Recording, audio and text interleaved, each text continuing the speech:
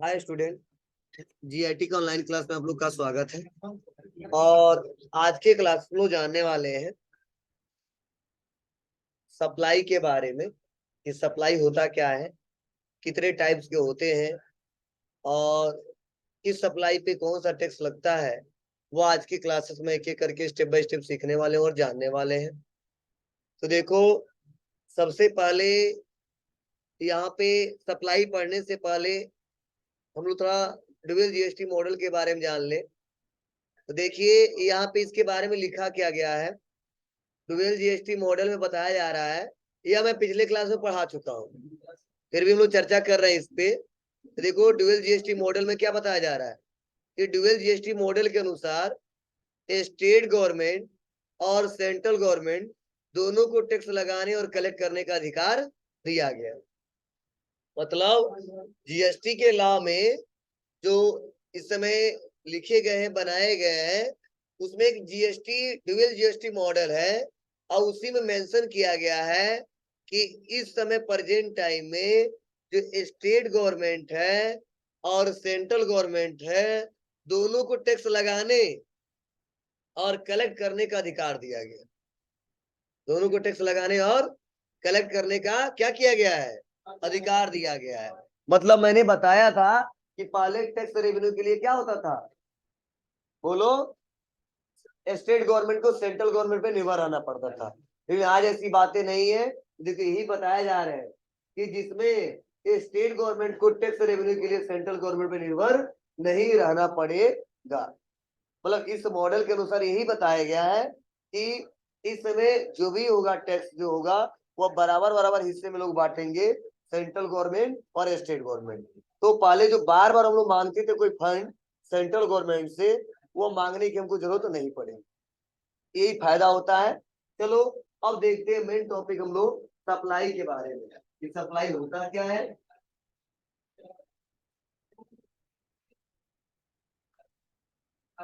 और ये काम कैसे करता है। तो ध्यान से सुनना, समझना।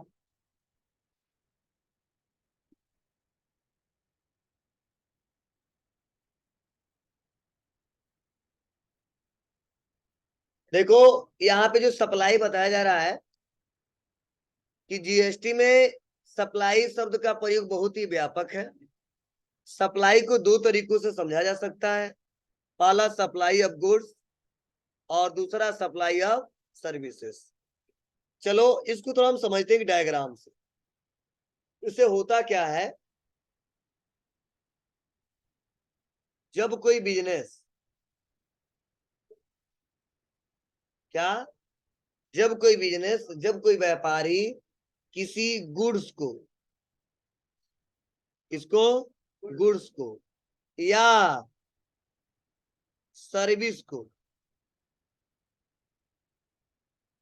सेल करता है, क्या करता है, सेल करता है, मीन्स बेचता है, तो उसी बोलते हैं जीएसटी में वो क्या कर रहा है, सप्लाई कर रहा है। क्या कर रहा है, सप्लाई कर रहा है। और जब वह सप्लाई गुड्स का करता है, उसे बोलते हैं सप्लाई ऑफ गुड्स। और जब सप्लाई वो सर्विस का करता है, उसे बोलते हैं सप्लाई ऑफ सर्विसेज। मतलब जीएसटी में जो कुछ भी हम लोग बेचते हैं, अब चाहे वस्तु बेचे चाहे कोई सेवा, ठीक है, उसी को नाम दिया गया सप्लाई कर रहे हो। मीन्स जो सेल करते हैं वही बोलते हैं वो सप्लाई कर रहे हैं। लेकिन जब गुड्स सप्लाई करते उसे बोलते हैं सप्लाई ऑफ गुड्स, और जब सर्विस सप्लाई करते तो उसे बोलते हैं सप्लाई ऑफ सर्विसेज। तो यही बताया गया है कि जीएसटी में सप्लाई शब्द का प्रयोग बहुत ही व्यापक है। सप्लाई को दो तरीकों से समझा जा सकता है, सप्लाई ऑफ गुड्स और दूसरा सप्लाई ऑफ सर्विसेज। जब हम किसी गुड्स को सेल करेंगे तो ये सप्लाई ऑफ गुड्स कहा जाएगा, और जब हम सर्विस को सेल करेंगे, मतलब प्रोवाइड करेंगे, तो ये सर्विस ऑफ, मतलब सप्लाई ऑफ सर्विसेज कहा जाएगा। क्लियर है। चलो, अब ये सप्लाई शब्द बता दोगे किसी को, ये क्या होता है, समझ में आई। अब देखो आगे बढ़ते हैं। नेक्स्ट अगला है टाइप्स ऑफ सप्लाई। मतलब अब सप्लाई के टाइप्स कितने हैं और इसका क्या मतलब है। तो चलो, इसको थोड़ा हम लोग समझते हैं, जानते हैं डिटेल में। तो देखो, बिजनेस में जो हमारा सप्लाई होता है वो 4 टाइप्स के। कितने? 4 टाइप्स। जो पहला है उसे बोलते हैं इंट्रा स्टेट सप्लाई। क्या बोलते हैं? Intra state supply. जो दूसरा है उसे बोलते हैं इंटर स्टेट सप्लाई। और तीसरा है वह है इनवर्ट सप्लाई। और चौथा है वह है आउटवर्ड सप्लाई। ध्यान देना, intra state supply, inter state supply, inward supply और आउटवर्ड सप्लाई। अब कब इंट्रा स्टेट सप्लाई बोलेंगे, कब इंट्रा स्टेट बोलेंगे, और कब हम लोग इनवर्ट सप्लाई बोलेंगे और कब आउटवर्ड सप्लाई बोलेंगे, चलो ये हम लोग समझते हैं कि करके स्टेप बाय स्टेप। तो देखो, जब कोई बिजनेस में जिसका व्यापार सपोज यूपी में है, कहाँ पे है? यूपी में है, और वह किसी पर्सन से या किसी बिजनेसमैन से क्या करता है, कोई माल बेचता है या खरीदता है। अब चाहे वह गुड्स बेचे चाहे वह सर्विस, चाहे गुड्स खरीदे चाहे सर्विस, जब यह यूपी के हैं और ये भी व्यापारी जो है और पर्सन है यूपी के हैं, तो ऐसे ट्रांजैक्शन को हम बोलते हैं कि यह इंट्रा स्टेट ट्रांजैक्शन हुआ। क्या हुआ है? Intra state. मतलब यूं कह लो, सेम राज्य के बीच आपस में जो ट्रांजैक्शन होगा, सेल परचेज होगा, चाहे वो गुड्स का हो चाहे सर्विस का हो, वहां पे बोला जाता है कि वो इंट्रा स्टेट सप्लाई कर रहे हैं। क्या कर रहे हैं जी? इंट्रा स्टेट सप्लाई कर रहे हैं। इंट्रा स्टेट का मतलब सेम स्टेट। मतलब मेरा भी व्यापार यूपी में है और आप सबका व्यापार यूपी में है, और हम आपसे कुछ खरीद रहे हैं या आप हमसे कोई सामान बेच रहे हो, तो समझ जाना वो जो ट्रांजैक्शन हमारे और आपके बीच हो रहा है उसको जीएसटी में बोला गया है, अकाउंटिंग में बोला गया है कि वह इंट्रा स्टेट सप्लाई है। क्या है? इंट्रा स्टेट सप्लाई है। क्लियर है सबको? और जब इंट्रा स्टेट सप्लाई होता है तो वहां पे जो चार्ज लगता है वो लगता है सीजीएसटी और ईएसजीएसटी। अब सवाल यह कि सर ये सीजीएसटी क्या होता है और यह जीएसटी क्या होता है, हम लोग डिटेल में सीखेंगे। बस इतना समझो इस समय, सीजीएसटी का मतलब होता है central goods and service tax, और यह जीएसटी मतलब होता है state goods and service tax. CGST मतलब central goods and service tax, यह जीएसटी मतलब state goods and service tax. Clear है सबको? तो आप बता, पहला सप्लाई बता दोगे, कोई पूछेगा इंट्रा स्टेट सप्लाई किसे बोलते, तो क्या जवाब देंगे? जी, एक ही स्टेट में अगर दो व्यापारियों के बीच सेल या परचेज हो रहा है तो उसे क्या बोलते हैं? इंट्रा स्टेट ट्रांजेक्शन बोलते हैं। हाँ, अब इसको कई सारे नाम दिए हैं। कई लोग बोलते हैं local transaction, local supply, intra state supply, तो अलग अलग नाम से लोग जानते हैं। कई लोग बोलेंगे लोकल ट्रांजेक्शन हुआ है, मतलब यूपी यूपी लोकल ही है स्टेट के हिसाब से। कई लोग बोलते हैं लोकल सप्लाई हुआ है, और कई लोग बोलते हैं इंट्रा स्टेट हुआ है। क्लियर है सबको? चलो अब सेकेंड नंबर समझते हैं।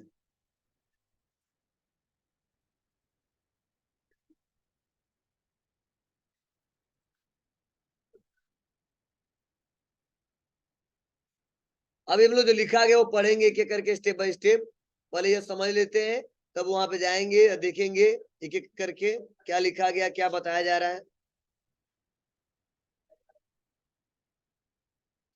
देखो, ध्यान दो, सुनो, समझो।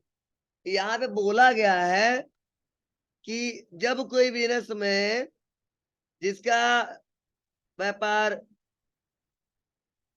यूपी में है और कोई पर्सन, कोई बिजनेसमैन जिसका व्यापार बिहार में है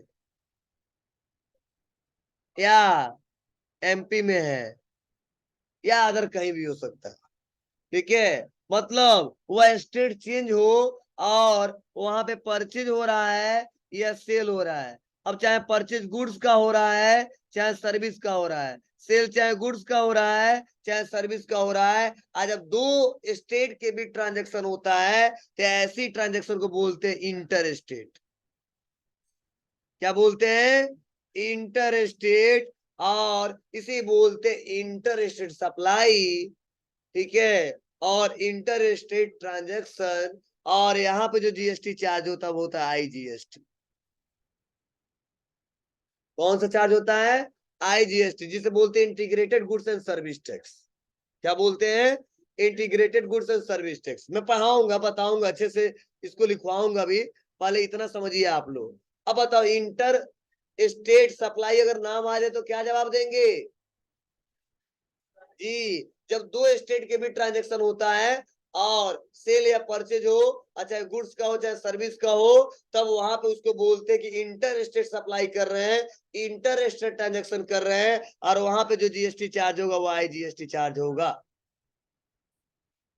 यह रूल सबको याद होना चाहिए, तभी आप लोग क्वेश्चन कर पाएंगे, नहीं तो आगे क्वेश्चन सॉल्व नहीं कर पाएंगे। क्लियर है सबको? चलिए अब थोड़ा पढ़ लेते हैं क्या लिखा गया है, क्या बताया जा रहा है सप्लाई के बारे में। तो देखो, यहाँ पे बताया जा रहा है कि यदि हम गुड्स, देखो इंट्रा स्टेट सप्लाई, ये क्या लिखा गया है? Local supply.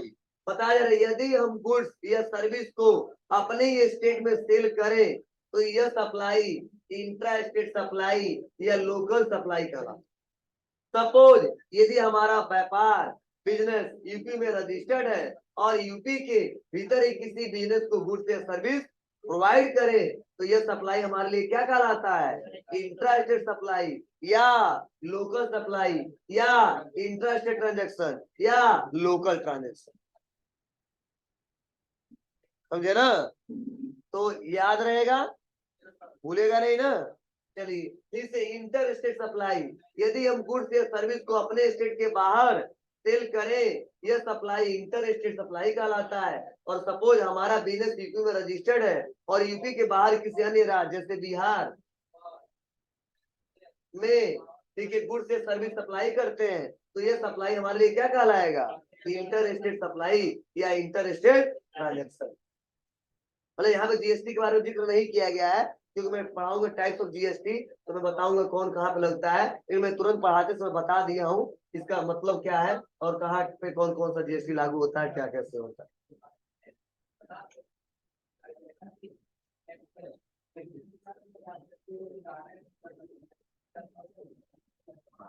क्लियर है? चलिए, इसमें दोनों में से कोई क्वेश्चन है तो पूछ लो हमसे।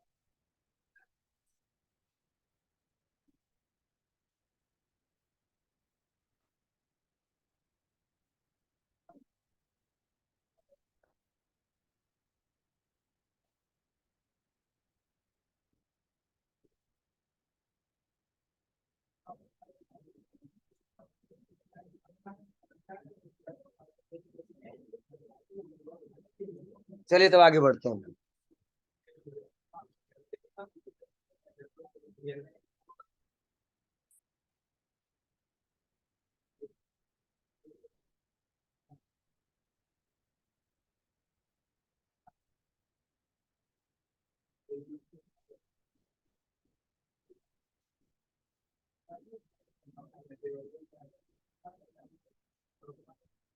चलिए अब ध्यान से सुनिए, समझिए। नेक्स्ट अगला जो तीसरा नंबर है वो है क्या? Inward supply. और याद करो, मैंने इनवर्ड के बारे में बहुत ही अच्छे से पढ़ाया है, याद है? इनवर्ड सप्लाई के बारे में मैंने डिटेल में बताया है पिछले क्लासेस में। जिसको पता है हाथ उठाए।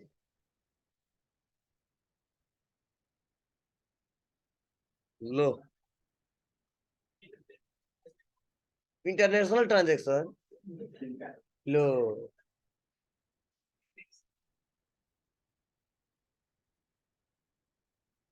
इनवर्ड सप्लाई का मतलब है कि हम अपने व्यापार में जो कुछ भी चाहे गुड्स खरीदे चाहे सर्विस खरीदे, मतलब जो कुछ भी परचेज करते उसी को बोलते इनवर्ड सप्लाई किए। और गधो हाल ही में पढ़ाया था जब परचेज पढ़ाया था, तो मतलब जो कुछ भी हम लोग परचेज करते हैं उसको हम लोग बोलते हैं इनवर्ड सप्लाई कर रहे हैं। क्या कर रहे हैं?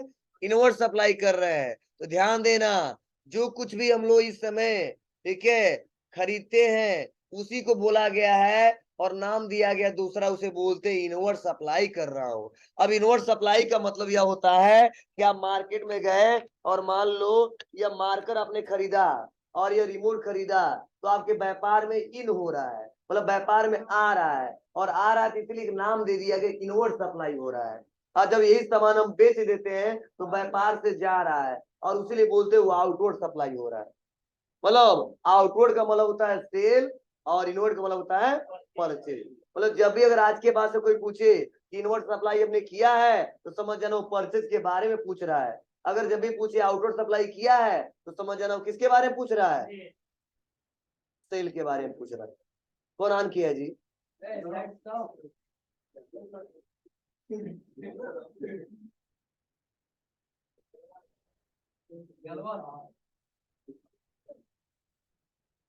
क्लियर है बाबू? लेकिन यहाँ पे कुछ कंसेप्ट हमको समझने हैं। बोला गया है कि इनवर्ट सप्लाई होने पे हमारा आईटीसी बढ़ जाता है, और आईटीसी मतलब होता है इनपुट टैक्स क्रेडिट। समझे? अब आईटीसी होता क्या यह समझने की कोशिश करना। मतलब इनवर्ट सप्लाई होने पे आईटीसी बढ़ जाता है, इसका मतलब यह है कि जब हमारा व्यापार, मतलब हमारा बिजनेस, ठीक है, किसी अदर बिजनेस से कोई सामान खरीदता है, मीन्स अगर मान लो वो 100 रुपए का खरीदा और यह व्यापारी 10% टैक्स लगाया, तो जो 10 रुपये जो टैक्स हमने दिया यही हमारे व्यापार के लिए क्या होता है? आईटीसी होता है। मतलब यूं कह लो, क्या बेचते खरीदते समय जो अपने सप्लायर को टैक्स देते हैं वह हमारे व्यापार के लिए क्या कहलाता है? आईटीसी। तो जितना बार खरीदेंगे उतना बार आईटीसी क्या होता जाएगा? इंक्रीज होता जाएगा। और इसीलिए मैं लिखवाया हूं इनवर्ट सप्लाई होने पर आईटीसी क्या होता है? बढ़ जाता है। अब सवाल है कि सर आईटीसी क्या होता है? तो गवर्नमेंट कहता है बाबू परेशान मत होना, खरीदते समय, परचेज करते समय जितना टैक्स अमाउंट उस महीने में तुम दोगे ना, उसका मैं आपको लाभ दूंगा। कब? जब हमको टैक्स पे करने आओगे तब। ठीक है? अब टैक्स पे करने कब आएंगे? तो चलो हम इसको भी समझ लेते हैं। अब अगला सवाल है सर ये आउटवर्ड, क्या जी? आउटवर्ड। और आउटवर्ड जब भी सप्लाई की बात करें तो समझ जाना वहां पे किसकी बात की जा रही है? सेल्स की बात की जा रही है। और देखो जब सेल करते हैं ना हमारा टैक्स लायबिलिटी बढ़ जाता है। क्या बढ़ जाता है? टैक्स लायबिलिटी बढ़ जाता है। अब कहोगे सर टैक्स लायबिलिटी मतलब, टैक्स लायबिलिटी मतलब क्या है? वह अमाउंट, वह, ठीक है, जो हमको गवर्नमेंट को देना है। ठीक है, टैक्स लायबिलिटी मतलब टैक्स का लायबिलिटी ये कर्ज है, इतना रुपया किसको देना? हमको गवर्नमेंट को देना है। तो ध्यान देना, अब कोई कहता सर टैक्स लायबिलिटीज क्या होता है, तो बता सकते हो कि जब हमारा व्यापारी किसी, मतलब हमारा व्यापार किसी को कोई गुड्स या सर्विस क्या करता है? सेल करता है। अब मान लो 200 रुपए का सेल किया और उन्होंने 10% टैक्स लिया, तो कितना टैक्स लिया होगा? 20 रुपया लिया होगा। बोलो, आज जो 20 रुपया टैक्स लिया ना, यही व्यापार के लिए क्या कहलाएगा? Tax liability. मतलब गवर्नमेंट कहता है बेचते समय, बेचते समय जो टैक्स लोगे किससे? एक आम कंज्यूमर से, एक अपने कस्टमर से, वही पैसा आपके व्यापार के लिए क्या होगा? टैक्स लायबिलिटीज होगा। और यही पैसा हमको तुमको देना पड़ेगा। ठीक है? तो गवर्नमेंट कहता बाबू परेशान मत होना, तुम कैसे देना? तो मैं फॉर्मूला बता रहा हूँ, जीएसटी पे equal tax liabilities minus ITC. कितना लिए हो? तो 20 रुपया। कितना दिए हो? तो 10 रुपया। देना हमको कितना? 10 रुपया। क्यों 10 रुपया? क्योंकि आम जनता से हमको कितना लेना था? 20 रुपया। तो आप एक बार दे चुके हो कितना? 10 रुपया। कब? उसी महीने में खरीदते समय। और फिर से आपका बना कितना? 20 रुपया। तो मैंने आपको अधिकार दिया है आईटीसी पे क्लेम करो। तो लिया आपने 20, दिया आपने 10, माइनस करके 10 दे दो। तो गवर्नमेंट को एक बार चला गया था 10 और एक बार आ गया 10, 10 से 10 20 मतलब था 20 आ गया उसके पास। यही रूल है और ऐसे ही चलता है। नहीं समझ आया? चलो मैं समझा रहा हूं। गवर्नमेंट ने ऐसा रूल बनाया है कि पहले लोग टैक्स के ऊपर टैक्स लेते थे, ठीक है। तो गवर्नमेंट ने कहा कि बाबू परेशान मत हो, मैं तुम्हारा उसका बेनिफिट दूंगा। कैसे दूंगा? पहले लोग क्या करते थे, जितने में खरीदते थे और जो टैक्स लगता था वो टैक्स भी जोड़ लेते थे, और जितने में खरीदते थे वो भी जोड़ लेते थे, तब उसमें अपना प्रॉफिट जोड़ते थे, अतः बाद में फिर उसमें टैक्स जोड़ते थे। तो गवर्नमेंट कहता है ऐसा नहीं चलेगा, कितना में आप खरीदे वह हिसाब किताब हमको दिखाना, और कितना मार्जिन ऐड करके बेचे वो दिखाना, और खरीदते समय टैक्स कितना लिए वो दिखाना, और बेचते समय टैक्स कितना लिए, मतलब दिए कितना और लिए कितना, वो सब हमको दिखा देना। उसके बाद से मैं आपको आईटीसी क्लेम करके और जितना पैसा बचेगा, ठीक है, आप हमको पे कर देना, ठीक है। पहले ऐसा नहीं करता था, गवर्नमेंट कहता तुम्हारी मर्जी। तो हम टैक्स के ऊपर टैक्स लगाते थे और पूरा भार पड़ता था कंज्यूमर के पास। मतलब हम लेते थे 12%, कोई लेता था 15%, क्योंकि हम लोग छोड़ते ही नहीं थे, मार्जिन भी ऐड करते थे, टैक्स के ऊपर टैक्स भी ऐड करते थे, बहुत दिक्कतें होती थी। इस समय गवर्नमेंट कह रहा नहीं ऐसा नहीं चलेगा, आपने कितना में खरीदा यह मैटर करता है, ठीक है। कितना टैक्स दिया वो भी मैटर करता है, लेकिन जब आप बेचोगे तो जो टैक्स आपने दिया था वो टैक्स उस रेट पे आपको जोड़ना नहीं है, वो छांट के रख लो कि कितना आप दिए हो, वही आईटीसी में रिकॉर्ड हो जाएगा। और बेचते समय अगर 100 में खरीदा तो अपना मार्जिन 50 रुपए ऐड कर लो, 150 में बेचो, लेकिन टैक्स अगर 10% लगाता तो 10% लगाना, और तब बेच के जितना लोगे ना वो आपका टैक्स लायबिलिटी होगा। तो गवर्नमेंट कहेगा चलो मैं देखता हूँ इस महीने में कितना लिए हो और इस महीने में कितना दिए हो। तो हमने देखा इस पूरे महीने में हमने 100 रुपए टैक्स दिया था और 200 रुपए हमने लिया था। तो गवर्नमेंट कहता सिंपल सा रूल है कि जीएसटी पे equal tax liability minus tax liability minus ITC. कितना दिए हो, ठीक है, वो आपके पास पता ही है, मैंने 100 रुपए दिया है, कितना लिया है 200 लिया है, तो टैक्स लायबिलिटी माइनस आईटीसी, तो 200 माइनस 100 रुपया आ जाएगा, कितना 100 रुपया, वही गवर्नमेंट को पे करना होता है। हाँ, अब कोई लोग हर महीने जमा करते हैं और कई लोग 3 महीने पे एक बार जमा करते हैं, लेकिन गवर्नमेंट कहता है जितना टैक्स दिए हो मैं आपको बेनिफिट दूंगा, लेकिन जितना लिए हो एक भी रुपया छोड़ूंगा नहीं, माइनस करने के बाद जितना बचेगा सब ले लूंगा। लेकिन अगर आपका पैसा ज्यादा हुआ उस महीने में और हमारा कम हुआ तो हर महीने में एडजस्ट करेंगे, लेकिन मेरा ज्यादा हुआ तो उस महीने में पे करना होगा। क्या समझे? मान लो आप गवर्नमेंट हो, हम एक बिजनेसमैन हो, तो जब मेरा टैक्स लायबिलिटी ज्यादा होगा और आईटीसी कम होगा, तो मान लो टैक्स लायबिलिटी हमारा 20 रुपया है और आईटीसी 5 रुपया है, तो गवर्नमेंट कहता है 15 रुपया हमको दे दो, लेकिन उस महीने में हमने दिया सबसे ज्यादा है, 200 दे दिया है, और उस महीने में टैक्स 100 रुपया ले लिया है, तो गवर्नमेंट माइनस करके देखेगा माइनस 100 रुपया हम ही चल रहा है, तो कोई बात नहीं, अगले महीने फिर इसको एडजस्ट करें, मैं आपके खाते में वापस नहीं करें। मेरा ज्यादा होगा तो मैं ले लूंगा, आपका ज्यादा होगा तो हर महीने में एडजस्ट करो, ठीक है। कहोगे नहीं हमारा दीजिए करके दुकान भागे चलेगा, देखिए व्यापार चलाना है ना, फिर से अगले साल या अगले महीने या अगले डे फिर से चलाओगे नहीं चलाओगे, चलाओगे चलाओगे। अरे यार होता कि नहीं होता है, हम एक बार 5 लाख का माल मंगा लेते हैं, क्या एक महीने में पूरा बेच देते हैं क्या? नहीं बेचते ना, उसको धीरे धीरे बेचेंगे तो धीरे धीरे टैक्स लेंगे ना। लेकिन यहाँ 5 लाख रुपए का खरीदा एक ही बार टैक्स दे दिया ना, तो उस महीने में मान लो 1 लाख का खरीदा है और 10,000 टैक्स बन गया, और उस महीने में टोटल 10,000 का बेचा ही है, तो 10,000 टैक्स बन जाएगा क्या? नहीं बनेगा ना। तो कभी हमारा ज्यादा होता है कभी उसका ज्यादा होता है, तो जो गवर्नमेंट को ज्यादा होता है तो वो ले लेता है, जब हमारा ज्यादा होता है तो हर महीने एडजस्ट करेंगे जो तो बराबर ना हो जाए, फिर से हमारा ज्यादा होगा फिर तुमको पे कर, ये रूल बनाया गया, ठीक है। दिमाग है क्या, दिमाग है? हाँ हाँ हम देंगे, एक आम जनता ही देगा, वो व्यापारी का कोई मतलब नहीं है, ठीक है। वो कहता है कमा लो बीच में, 100 का खरीदे, 200 का खरीदे, 300 का बेच लो, 300 में 30 रुपया आ रहा वही हमको दो, 100 रुपये ले लो, हमसे मतलब नहीं है, समझे।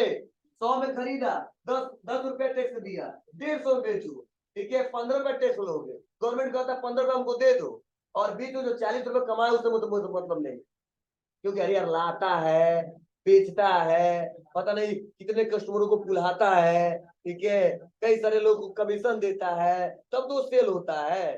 उसके बहुत सारे खर्चे हैं, ठीक है। वो गाड़ी पे माल लेके आता है तो बताओ, कई कई ऐसे गुड्स होते हैं 2-2 महीने हो जाते हैं। कई तरह ऐसे गुड्स है जो खराब होने वाले होते हैं, सस्ते में बेच देता है, वो अलग है, उससे मैटर नहीं करता। वो बस कितना लिए वो लेगा, कितना दिए वो एडजस्ट करेगा। कैसे आपको कैसे जाता होगा, तो जिससे हम खरीदते हैं वो हमारा डाटा पोर्टल पे दे देता है, और जिससे हम लोग बेचते हैं, जो हम लोग डालते हैं, तो दोनों डाटा मैच करता है और माइनस प्लस करके हम पैसा दे देते हैं।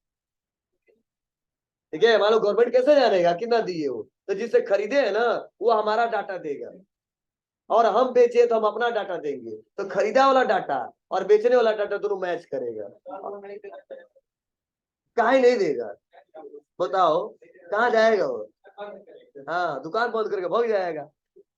कहाँ जाएगा बताओ, गवर्नमेंट के सेक्टर। हाँ, कितना चोरी करोगे कभी कभी पकड़े जाओगे।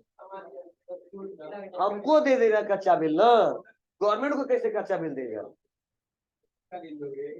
हमको जो भी देना दे दो, हम लोग मान भी देते, क्या होगा बिल रहने दीजिए, व्यवहार है चलेगा, ठीक है। हम लोग लेते भी नहीं है, वो बात अलग है, ठीक है।